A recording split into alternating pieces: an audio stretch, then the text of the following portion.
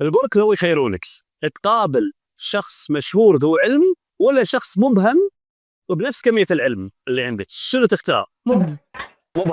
ليش؟ لأنه ودك تفيده، عرفت؟ ودك تطلع الجواهر النقدية، ودك تطلع الناس اللي مو موقوفين.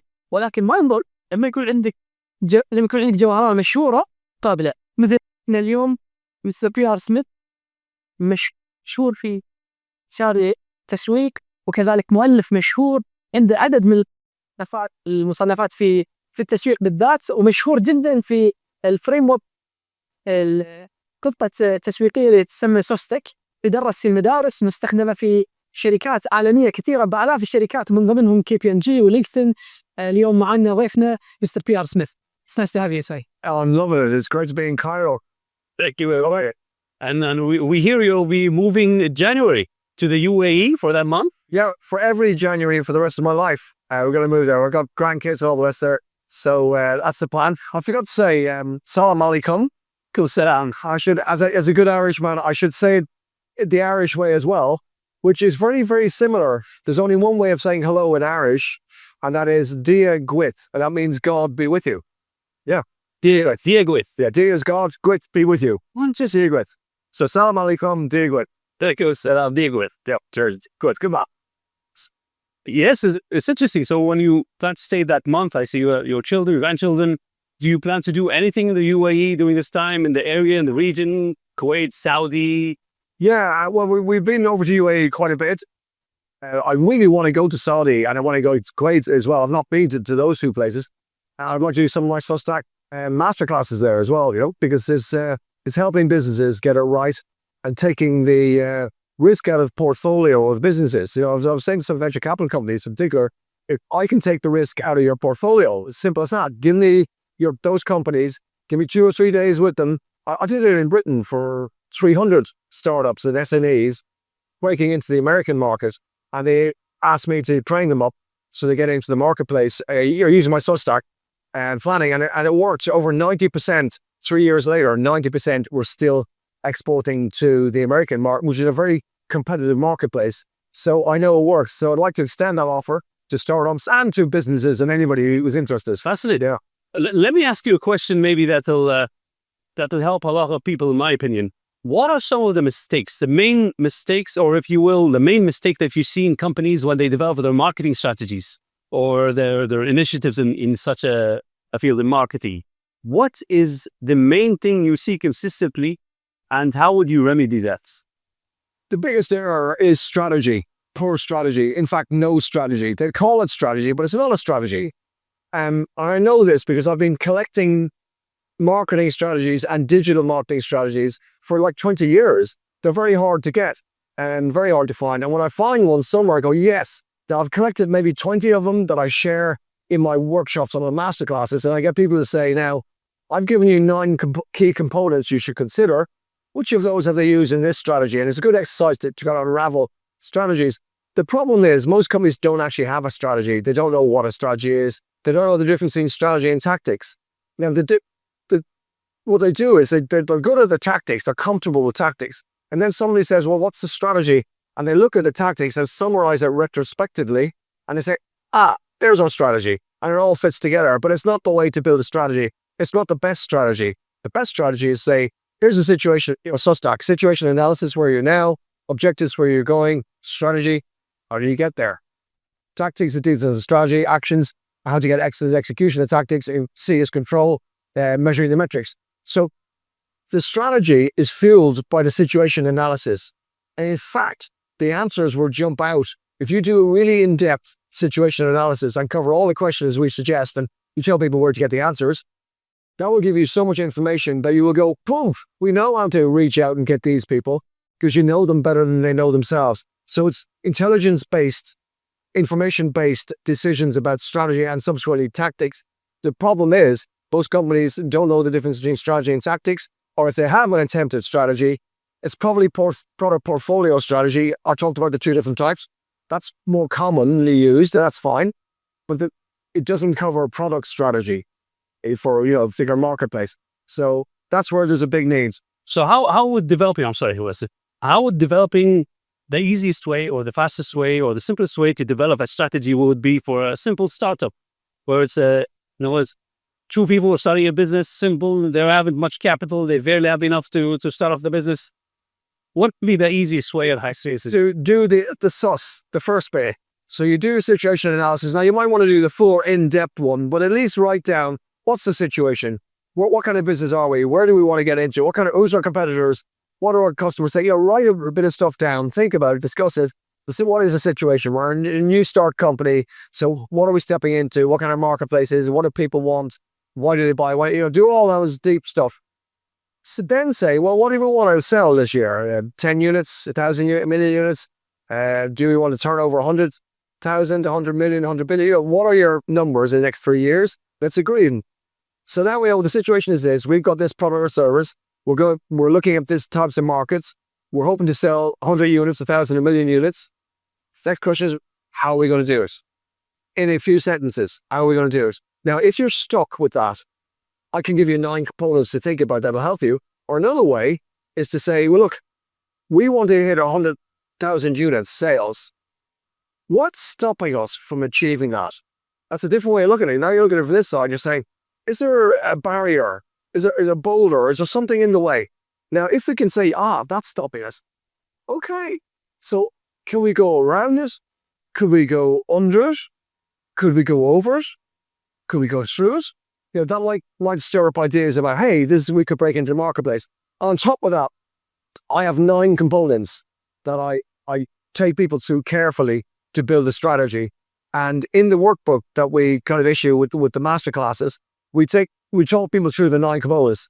The first one is segmentate. Top seed is the acronym. So T is targeting, O is objectives, you bring them in again, and P is positioning. There's 3 of them. So get them positioning how you want your product to fit in the minds of people. It's a big part of marketing. Get that wrong, everything else goes wrong. So, then you consider the other 6 components. And you might find one of them, whatever you like, partnerships is one of them.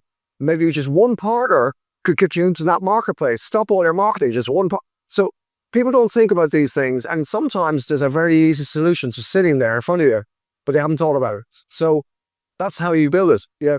So in the workshops, I explain step by step what is segmentation, what's targeting, what's positioning, and partnerships, and all the rest of the stuff.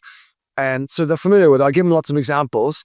I then say, right now, write down your objective for next year, for whatever you're trying to achieve. And you write it down on a template, the next page. And then I say, right now, who's your target market? And if you don't know, just fill it in. Just make it up, just for now. And what's your positioning? And if you don't know, make it up, just to fill it in. And you go through all 9. Now, you might only use 4. That's fine. Stop. Turn the next page. There's a blank sheet of paper. Write that down in your own language. Okay? And now you've written your first digital marketing strategy. It mightn't be very good, but you've written one and you know some of the components. And then we say, now write a second one. And there's a bit of work involved thereafter to perfect it. They feel a bit uncomfortable because they've never done it before. They have written one, and it's one more than others would even know it. And if they practice it very quickly, they will be equipped to sit in a board meeting and talk about strategy after a masterclass. They'll have that level of knowledge because they'd say things, well, are there any partners out there that would help us? There's a strategic angle that they hadn't thought about, maybe, So it's relatively easy actually to do it if they find the time. 2.5 days, 3 days. So listening to this answer, I have a feeling I know what your answer to my next question is going to be. But if there was only, a big portion of our listeners are small business owners, startup owners, and things like that. And we're very practical, and sometimes we put marketing down a step and think about processes, operations, getting a product out. But without marketing, all that is wasted, right? So if there's only one thing they had to do, if there's the most important aspect of marketing that every business has to do, what would that be? So I try to find the right word, but it's to do with loving your customer. How can we make our customers love us? Not just say, thank you, good job, well done. Actually, you want your customers to say, I love you. You're part of my business or my life. Thank you. I love you. You well me and do well them. So I would say that's another component of the 9 components is customer experience. And I like them not to use that expression. We call it a lifetime customer experience. If they think about that, Everything changes. So you don't have to be a marketer to think of that. If you get the CEO to believe in the importance of a lifetime customer experience, if you explain that and he gets on board, that would be the most important thing. We can build your great products. It's no use having a great product if people don't love you or your product. So what are you going to do with this product to make them love you and your product? So I would say, put them on the agenda, on a board agenda, and get my customers to love me. And, people would kind of say, that's really weird, but, I'll challenge you now. Your next business meeting, at senior level, try and put that on. And you'd feel uncomfortable not putting it on the agenda. It takes a brave person to say, getting our customers to love us. Put it on the agenda because it'll force everybody to say, what is it? Is it important? Let's do something about it. And it's easy to do stuff about it, I feel it's like psychological warfare, something to you and your customer. You're trying to make them love you in ways where but you can be manipulative. Yeah, well, I wouldn't say psychological warfare. I would say it's psychological love. It's like a marriage. And in fact, in the master classes, one of the exercises, we've got 3 little exercises we do in the actions area. It's about training people to do the right thing, or issuing them checklists. And we say, jot down 20 ideas on your website that would help people trust you, that you're a decent business online. And they don't do 5 or 6, but I help them out and we go around the room. And we eventually get to 20. It's a good checklist to have, to give to somebody to say, make sure our website has all these things. Then we do 10 techniques to get more conversions from visitors on your website. And, we get through it and that's fine. And the last exercise we do is, if you were to give a tip, if somebody in the room, we say, is anybody getting married? Is anybody engaged? It's usually someone. To say, okay, so Julie's getting married. We're her friends. What advice would you give Julie so that she wouldn't, Julie? Run! Actually, people said that yesterday. Don't do it. I'm you from the future. Run away. What advice would you give Julie, My wife. to help her? I was joking. What advice would you give Julie to help her have a marriage that is happy and forever in her life? And we tease it out of people. We have a lot of fun doing this stuff, right? But we tease things out, a little gift sometimes. Great bang, talking, communicate, listen. Look, that comes out. And then you stop after 5. You say, right, now we're going to talk about customer experiences and how to keep a customer for a lifetime. What tips would you use? It's exactly the same. It's human, all human stuff. Yes, it's very interesting. Thank you. Thank you very much for that. It was an honor having to meet you. Those are our questions. Well, great. Listen, one of the things that we nurture in our training sessions is, we have talked about today, is the art of the great question. And, encourage children, not just staff, children, to ask other questions.